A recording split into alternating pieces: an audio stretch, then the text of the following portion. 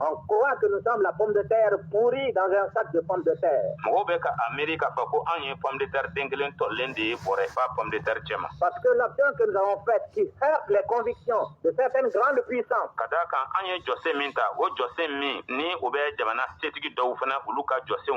Grandes puissances qui ont le complexe de leur couleur. Qui ont le complexe de leur puissance.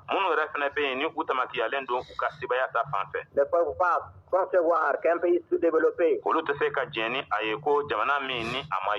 surtout un pays central, puisse suivre d'autres voies de développement qui ne soient pas la leur. Et donc, c'est un défi. Nous affirmons que nous sommes indépendants.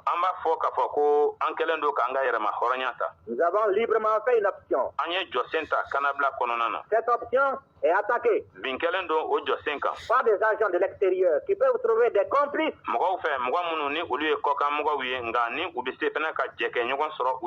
Parmi des Maliens. Or, si nous réussissons, si l'expérience malienne réussit, j'ai la conviction que nous ne serons plus seuls à faire l'option.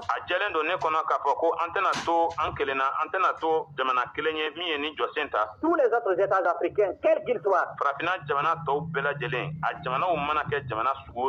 seront obligés de passer par là s'ils veulent éviter à leur pays les subversions, les révolutions, les coups d'État que les États africains sont en train de connaître à l'heure actuelle.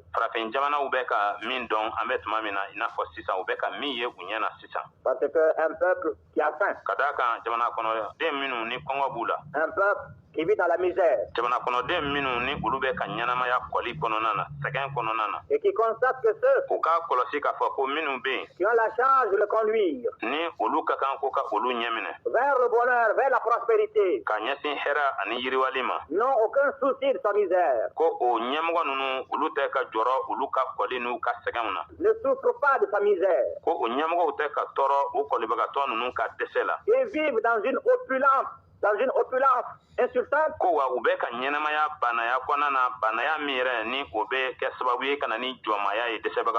Ces peuples-là, quelle que soit la mise en place des forces de sécurité,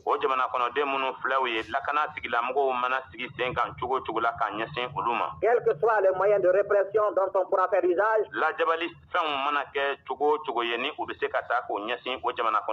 ces peuples-là sera obligé de se soulever.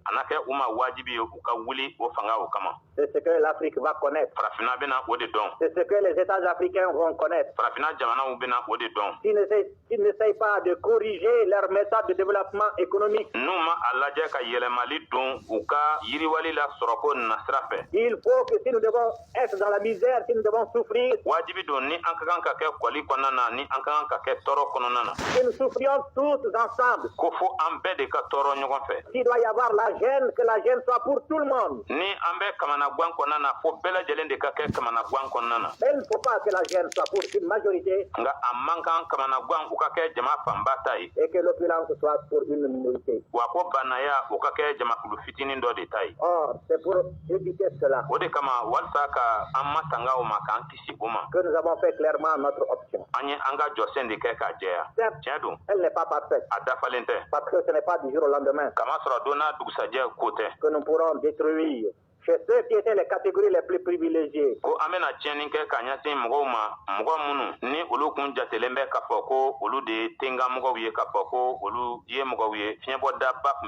Chez les fonctionnaires, chez les commerçants, chez certains artisans,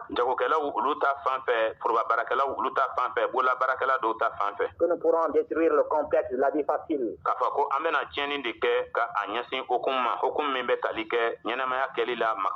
Que nous pourrons détruire le complexe complexe de la jouissance.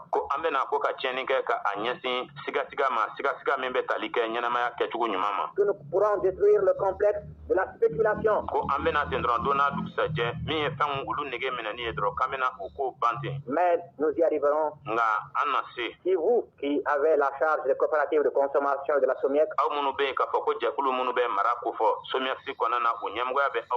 si vous réalisez vos responsabilités, et si vous savez y faire face.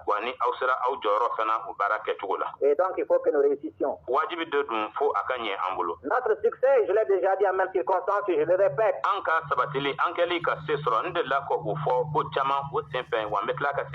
C'est ma conviction profonde, c'est celle de tout le bureau politique national.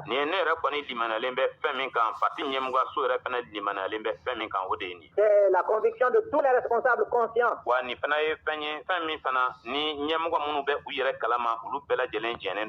Qui ont pu visiter certains États africains. Notre succès ne sera pas seulement le succès de la République du Mali. Notre succès, ce sera le succès de toute l'Afrique. Or, vous savez, en quel mépris on tient l'Afrique. Vous savez en quel mépris on tient les idées émises par l'Afrique.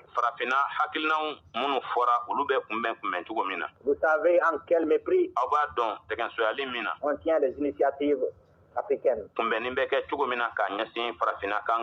De sorte que notre dignité d'Africain nous commande de réussir. Nous commande de lever le défi de dire que sans bombe atomique,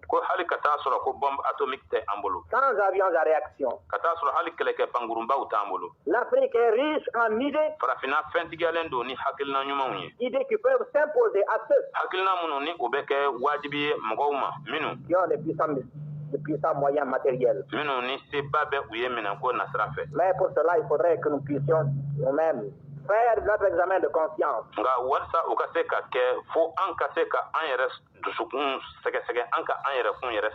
Que nous puissions aider le parti à détruire en nous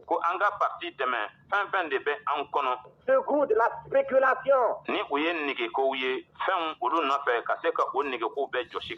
Cet esprit d'accaparement qui fait qu'on accepte les combines.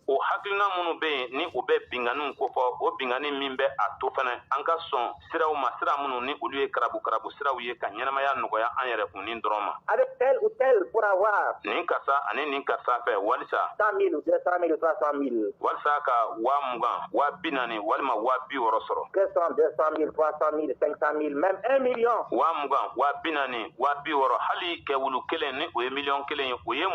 Dans la vie d'un homme, à plus forte raison dans la vie d'un peuple. Donc il faudrait que nous puissions avoir les mains nettes. Avec la certitude qu'on ne puisse pas nous reprocher que tel ou tel jour tu as pris ceci, tu as pris cela.